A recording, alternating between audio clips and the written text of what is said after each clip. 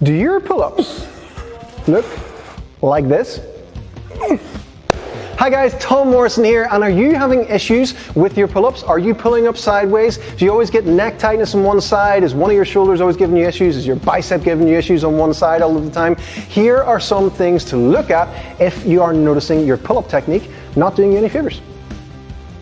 The very first thing that we want to do is to check how well you can hang on each arm individually. Now, if you're doing big sets of pull-ups, you should be able to hang on with one arm, okay? So we're going to actually test Jenny here in real time. So I hope Jenny's ready, and we're going to actually see what she can get on each arm. Don't worry, we're going to speed it up for you guys, but I will have the timer on, and you will know what she gets at the end. You ready, Jenny? Yep. So hop yourself up first of all, and then 3, 2, 1, you're on.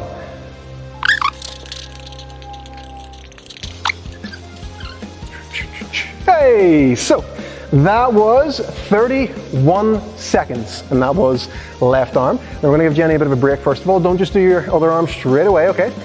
Although a little sneaky tip would be to do whichever one you think is your weaker arm first, whenever you're freshest. Okay, so we've got the grip, we've got 31 seconds on the left arm, Jenny. Let's see if we can match 31 seconds or more on the right arm. Are you ready, Jenny? Yep. So, hop yourself up. And again, 3, 2, 1, boom, we're on.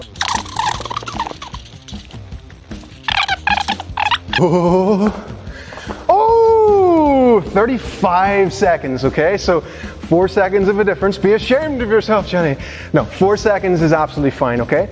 But if Jenny was to hop up there and she was to do the 35 seconds, or I can't remember what it was now, 34 seconds I say, hopping up there and holding on for that long on her right arm, but then as soon as she went to the left arm, she was barely able to even manage 5 seconds, then you can start to see how this stuff starts to come into play. So what's going to happen whenever you're doing a big set of pull-ups? You're going to start pulling to the side that has the better grip, the one that's more confident in itself. So this is something that you want to test, do at the start of your sessions, and if whatever arm you find is weaker than the other one, start to do a few more extra sets on that side, and it will catch up eventually, and you will find that your shoulders become a lot more balanced for it. So if there's a big gap, like I'm saying, more than 10 seconds, then that's something you definitely want to address. If it's only a couple of seconds, absolutely fine. Everyone has a little bit of a stronger side, and that's absolutely fine. It's only when the margins get big, then it becomes a problem. The next thing you want to do is retrain yourself on your pull-ups.